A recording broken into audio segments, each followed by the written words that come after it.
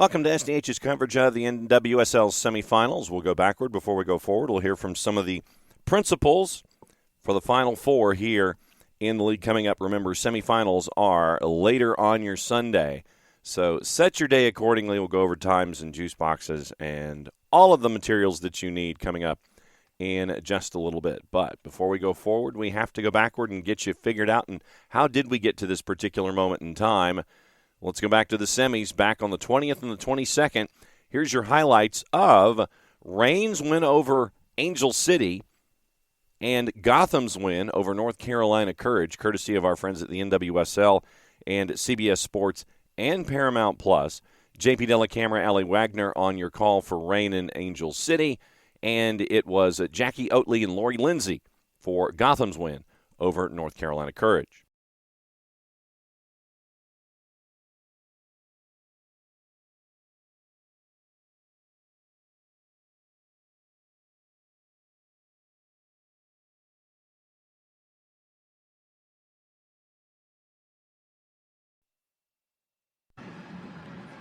Sydney Leroux over the ball, and now we are underway with Henry on the first touch.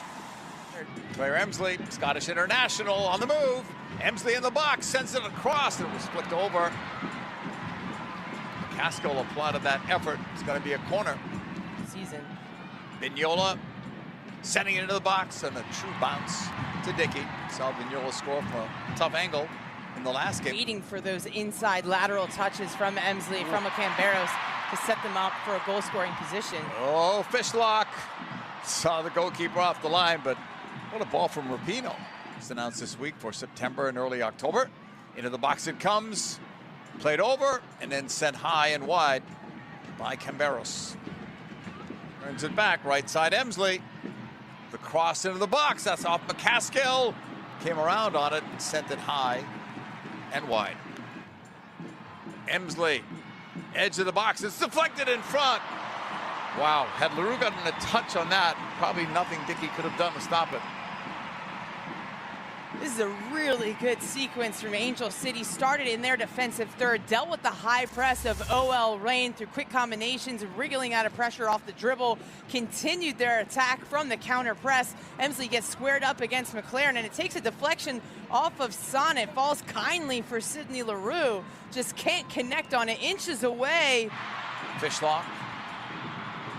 Huerta into the box. Anderson grabbed it in traffic.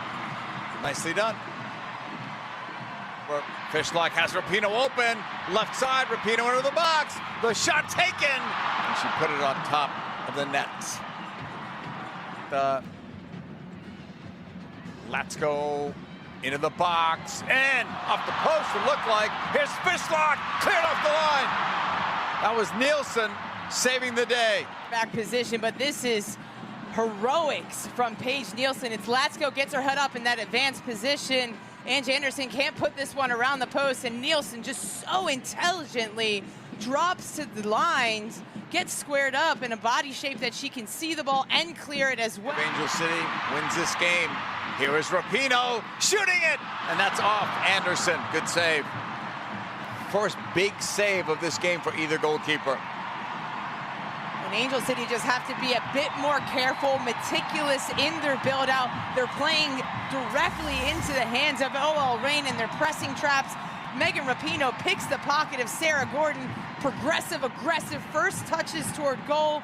Angel City can't get quite enough pressure on the ball. And Megan Rapinoe just so wisely. 64th minute, Rose LaBelle is coming on. She started on September 3rd versus Orlando, played 85 minutes. Didn't even dress again until last Sunday. Crowd loves her. This ovation is for Rose. Happy to see her. Quinn comes out. It's an offensive-minded change. And I'm excited about this because now that means Rose LaBelle is going to go in the 10, push Jess Fishlock back into more of a roaming 8 with Emily Sonnet providing a little bit more of that defensive stability. Rapinoe with the strike, and it's over the bar. But she won. Rose LaBelle looking, shooting, tipped over by Anderson.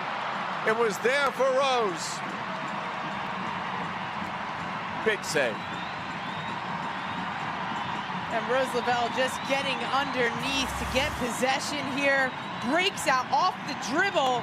Tons of space in front of the back line. No one steps to her. Decides to go up her. A little bit of momentum going OL Reign's way. Into the box again. Headed down. Off Anderson and in. OL Reign lead.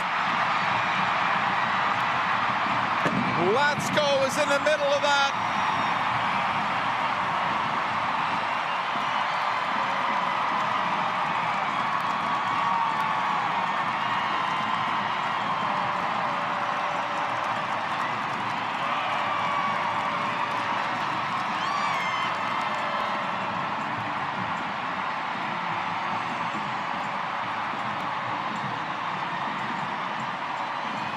And OL Reign putting on a show for their supporters at home at Lumen Field. Again, creating through these wide channels. Lou Barnes gets it out to Phoebe McLaren, who gets her head up, sees the run of Latsko, who times her run perfectly to meet this ball with pace, redirects it between Vignola and Nielsen, past Ange Anderson, and gives OL Reign the late lead. But it was a well-timed run. Attacks it, times it perfectly, places it past two. Blocked. Angel City have to get it forward on Renew It, but that's it. Game over. OL Reign advances.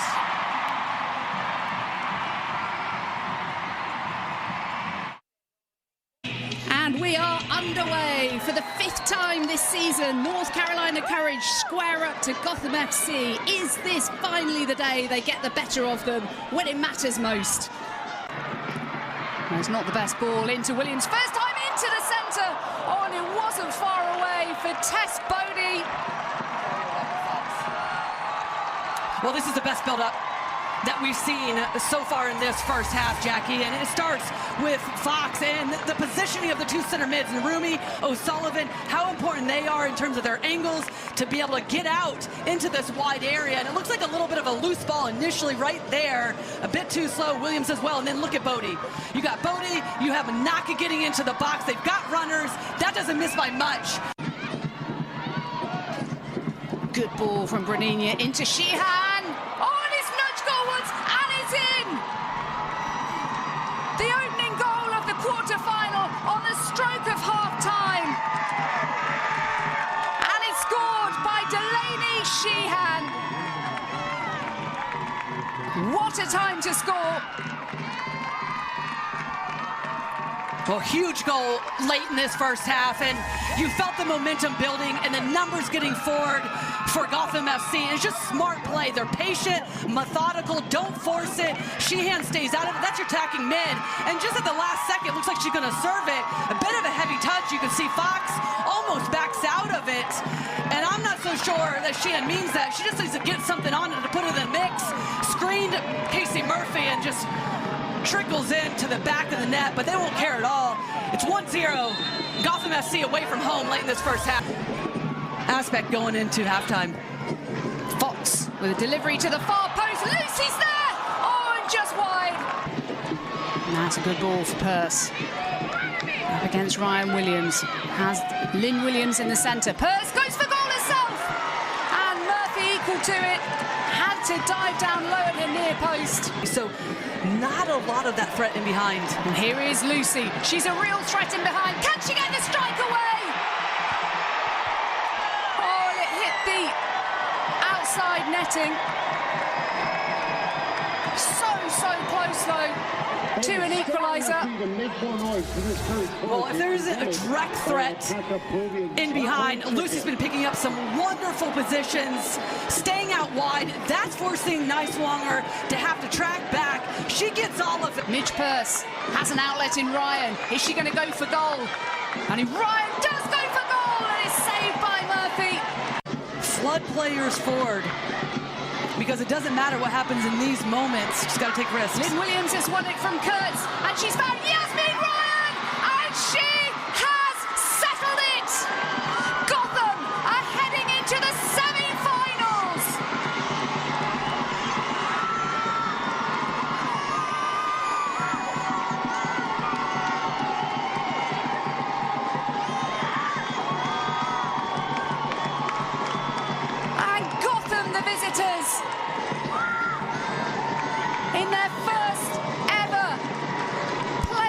victory now.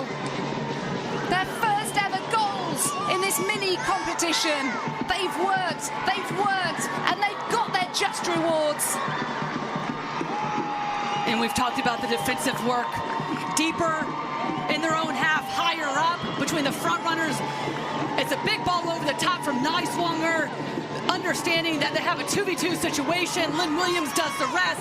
And then the decision making to pick out Yasmin Ryan, for her to be able to slot it home, just tucks it into the far post. 2-0 Gotham, away from home. That would be the dagger, but that's where they've been the most successful all year long. The quick transition moments, doing the work defensively, and then quickly get into the attack with committed run. And it is all over now. Gotham will meet Portland away in the playoff semi-finals 2 weeks tonight. Juan Carlos Amoros has taken this side from bottom of the table last year to the playoff semi-finals, and the celebrations will commence.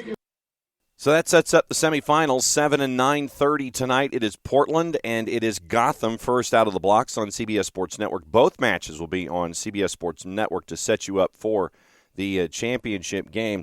Let's hear from Portland and let's hear from Gotham. From Portland's perspective, first off, it's head coach Mike Norris, followed up by Sam Coffey and Sophia Smith. Norris, Mike, a big semifinal on Sunday. Your first as a head coach. Just go ahead and give us your thoughts on the matchup and the game. I'll be a smart ass first, Katie. What defines a big semi-final to a semi-final?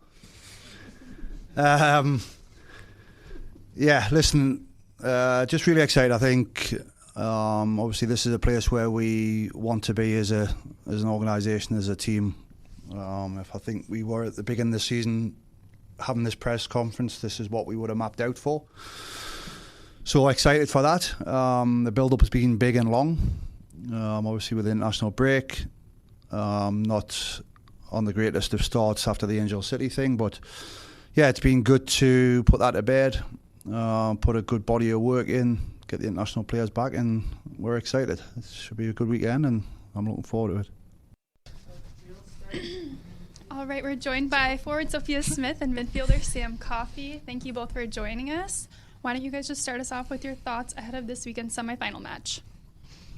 Take it away. Yeah, we're so excited. I think the team is in a great spot. Obviously, we had some players here, some players returning from international duty, but to get together this week and finally have the whole team back together has been awesome. We've had a really good week of training. Energy's high. Team's feeling good. We're ready. We're ready to go. Yeah. I second everything. I second that. I echo. Sam, how do you balance kind of the excitement over, national team and the prospects of that with the prospects of playing in the NWSL in a semifinal and possibly a championship? Yeah, I feel really grateful. There's a lot of exciting things happening at this point in the season, and I think to be in the position that I'm in, that we're in at this point of the year is a privilege. I think a big thing for me is just being present in where I'm at and the environment I'm in, whether that's at camp. I want to be fully at camp, and if I'm here, I'm going to be fully here and not kind of splitting myself into two. But yeah, just being where my feet are at and embracing everything that comes along with right now being in Providence Park and being on the Thorns and what we're going to do on Sunday.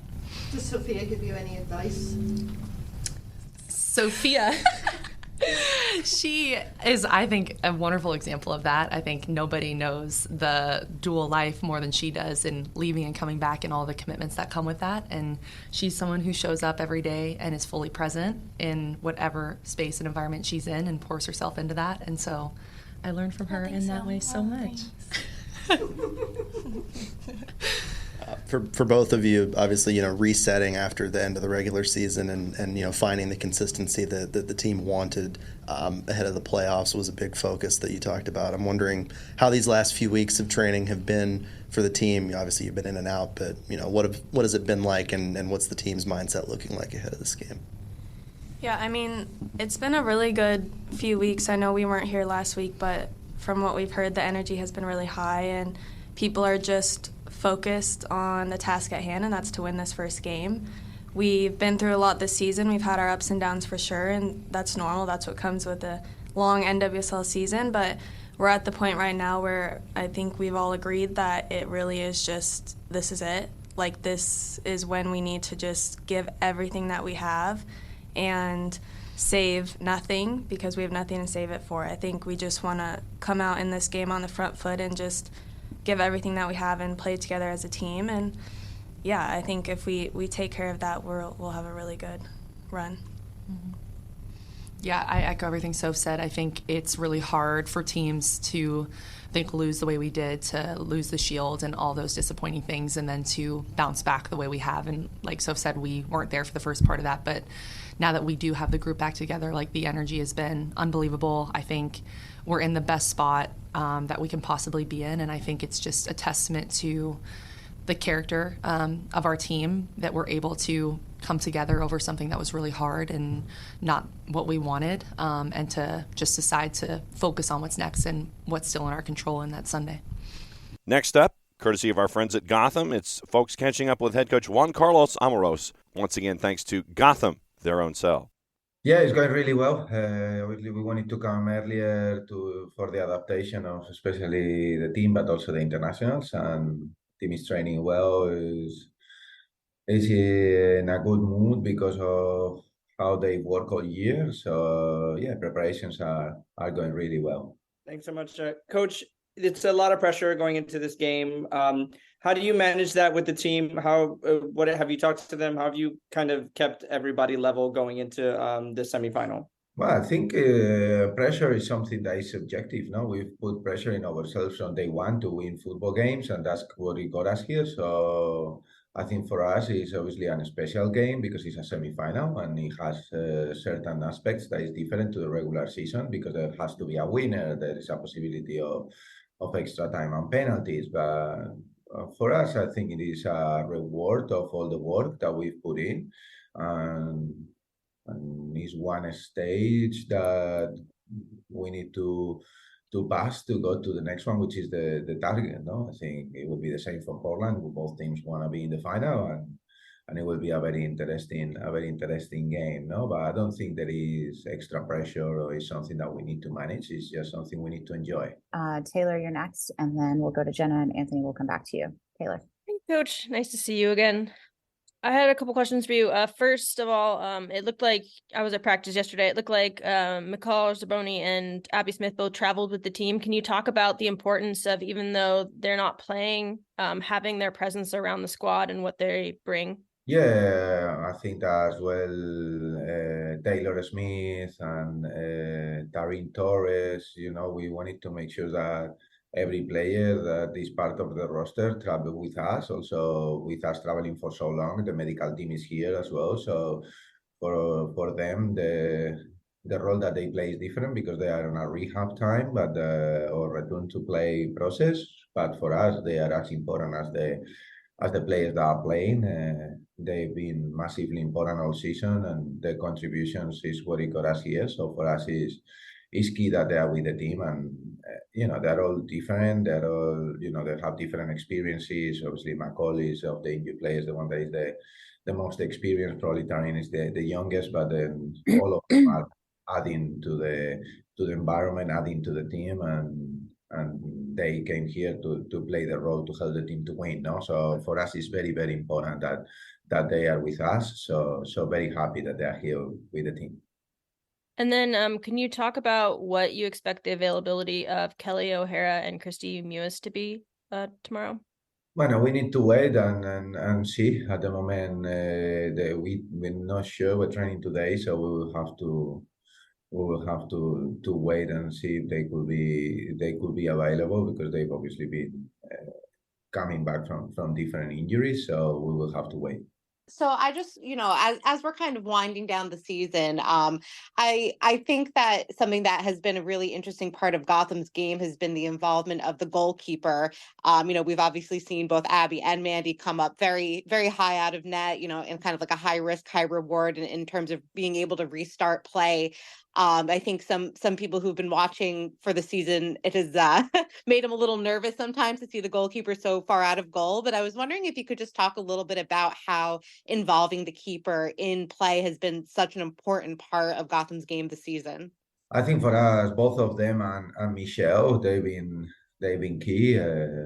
For us, it's very, very important that we defend together and we attack together. And the first player to defend is the forward. The first player to attack is the goalkeeper. And because of the way we play, they obviously need to be ready to step out of the line when it's necessary. I think it's worked really, really well for us. The amount of chances that they've avoided for being in the right place at the right time has been amazing. And I can only remember one goal that maybe we misjudged the ball and it cost us a goal. So definitely something that's been very positive for us. And when we did the recruitment of obviously Abby and Mandy, their ability to be the extra player with their feet, it was something that it was key for them to be in the roster, and they've shown the importance of those. No, I think Abby was excellent the time that she was playing, and I think Mandy Hot. I don't have the statistics, but definitely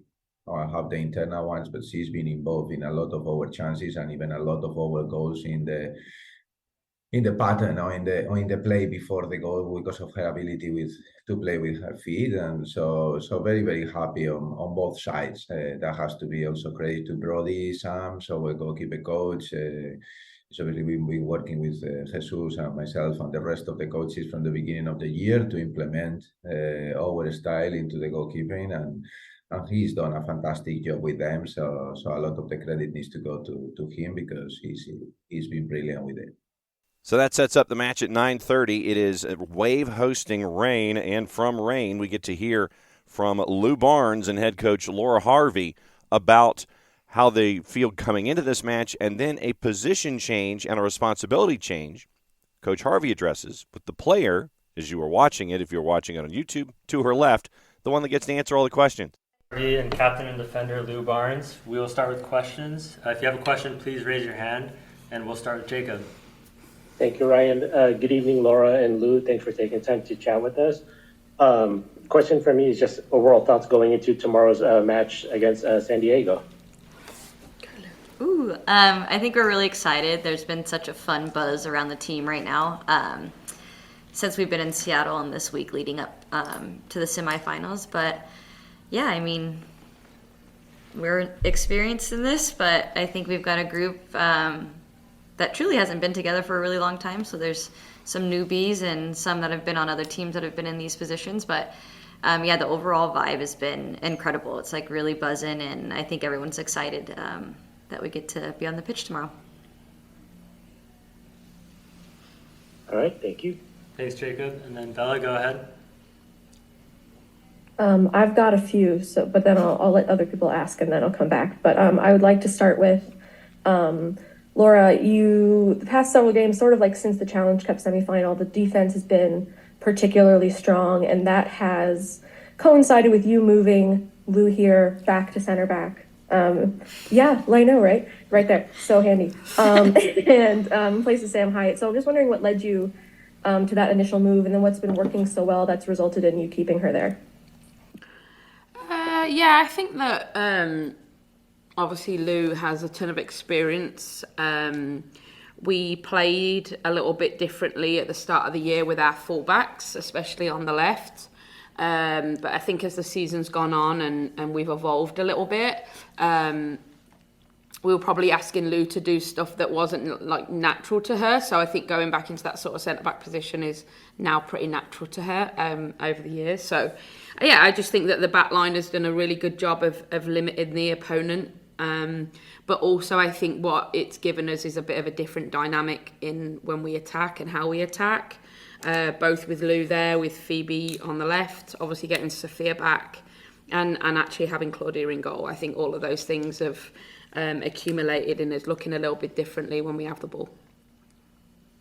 And sort of following up on that, hopefully both of you can answer this. I know you've spoken about Sonnet being so consistently good for this team and really important for this team. I'm wondering if you can speak just again about how important she is to what the team does, both defensively and offensively.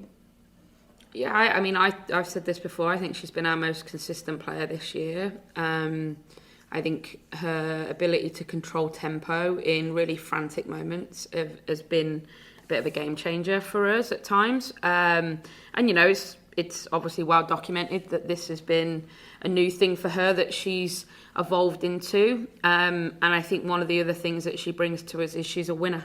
She wants to win. So I think that's been a huge positive for us this year with her.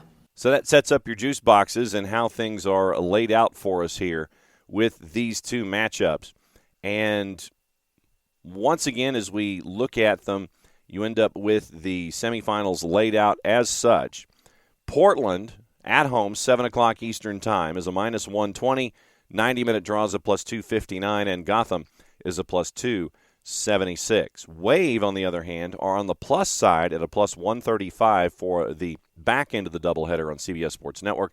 90-minute draw is a plus 216, and your visitors are a plus 186 to win it in 90 minutes. So there you go. Go to NWSL.com. They've got the rundown for your finalists for Coach of the Year, End of the Year awards, MVPs, Defenders of the Year, Coach of the Year. Once again, no real surprise when it comes to the final three in this particular element. It is Amoros from Gotham, Casey Stoney from San Diego, Becky Tweed, who was given the full-time gig at Angel City after being an interim for the short period of time that she was. Then also on the board for your other news when it comes to Most Valuable Player presented by our friends at Bud Light.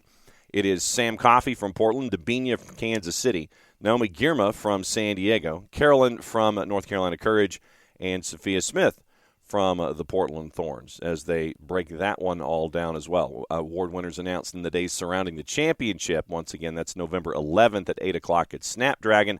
That's on CBS. That's on Big CBS Television Network, streaming on Paramount Plus as well for the last match of the year. Defender of the year, just so you know, down to the final five, Naomi Girma, Sarah Gordon from Angel City, Allie Krieger from Gotham, Kaylee Kurtz from North Carolina Courage, Sam Stabb from the Spirit. So that is your final five for your Defender of the Year awards that are going to be presented in short order. And don't forget, remember, that you'll have the Skills Challenge presented by our friends at CarMax, and that'll be November 10th at the Surf Sports Park. Free and open to the public. Winning team gets awarded $25,000 from our friends at CarMax. Among the confirmed, it is Orlando Pride Rookie of the Year finalist Messiah Bright, Loa Labonta from Kansas City Current, Racing Louisville Keeper of the Year finalist Katie Lund, Courage captain Denise O'Sullivan. Full rosters are going to be announced in the upcoming days. So it's going to be a full weekend in San Diego. Fun with the Skills Challenge and trying to determine who gets the big title when it comes to the 2023 season in the NWSL. That's all your info for the semifinals. Once again, everybody, enjoy it. It's on CBS Sports Network. It's 7 and 9:30. Set your night. One place, one channel, CBS Sports Network for both semifinals. And we determine who the championship matchup will be coming up at Snapdragon next weekend. For everybody here at SDH, I'm just John. Thanks for hanging out with us. That's your preview of everything going on in the NWSL semifinals.